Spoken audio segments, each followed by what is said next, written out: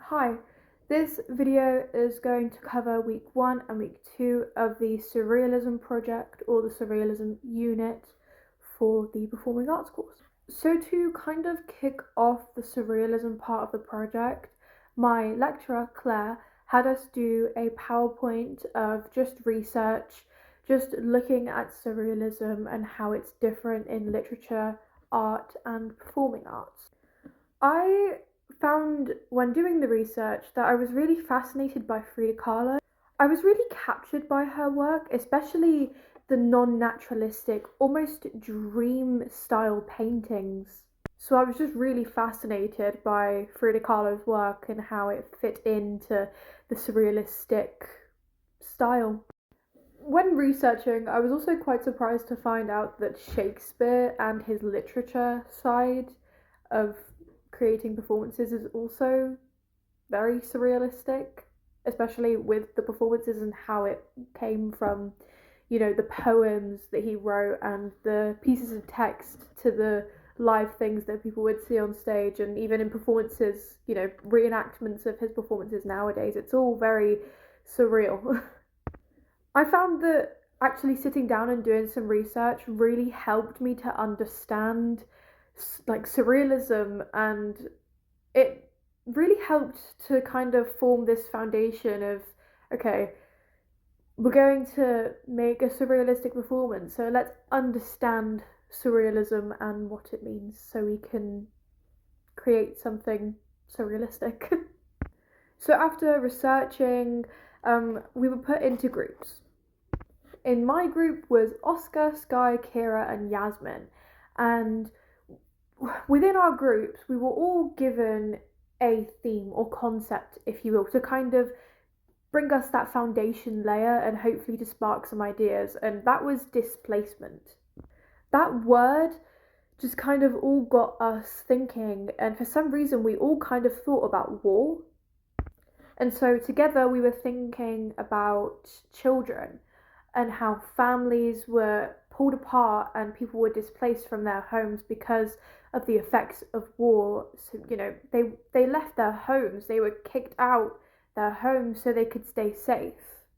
When coming up with this idea, the main thing that I could think about was Narnia.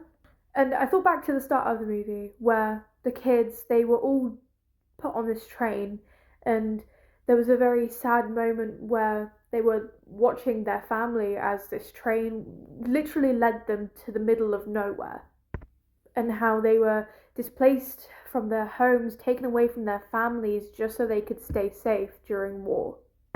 With that whole displacement idea, we were also thinking about how those children that were displaced and taken to safe places, how fortunate they were.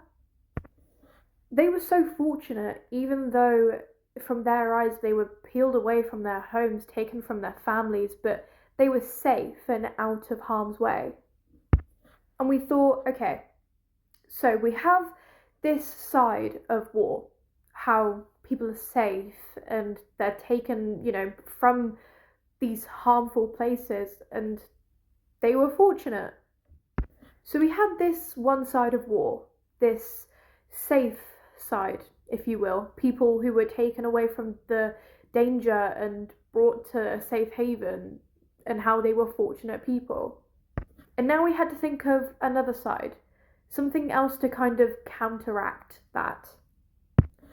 And so together we kind of were thinking about different ideas about, the soldiers, how it was so rough for them, how you'd have people just dying left, right and centre, not from the war itself, but just from diseases, from the cold, just they were not very fortunate. We also started to think about concentration camps, and specifically World War, but World War II. Immediately, something that I couldn't stop thinking about was the movie Boy in the Blue Striped Pajamas. So within this movie, you have these two boys, one of them inside the concentration camp, a little Jewish boy, and a German boy who lived just outside the concentration camp. Immediately you could see the juxtaposition between these two characters, and I thought that making a piece kind of based on this juxtaposition would be really interesting, and we could bring surrealism into it. There are times in this movie where the two boys communicate from either side of this fence, which is obviously keeping the little Jewish boy inside the camp and the German boy outside of the camp. While watching these scenes, I thought about the fence and how something so simple is hiding so much tragedy within it. I really wanted to play on that tragedy and the juxtaposition between the characters outside the fence and the characters inside the fence. And so together we kind of formed, ideas of scenes, and we were thinking about how we could have this split stage where people outside or on one side of the stage they're kind of more fortunate, and then the people on the other side they're not as fortunate. So that's kind of where week 2 concluded. We just kind of went off and started thinking about more ideas and how we can actually bring these ideas to life and put them on stage, and how we can link them to this displacement theme and also link it to surrealism. Overall, I'm actually quite excited for this project because it would be really fun to devise something as a group with, having the freedom to think of different ideas and try things and see what will work and what won't work. So that concludes week 1 and week 2 of the Surrealism unit.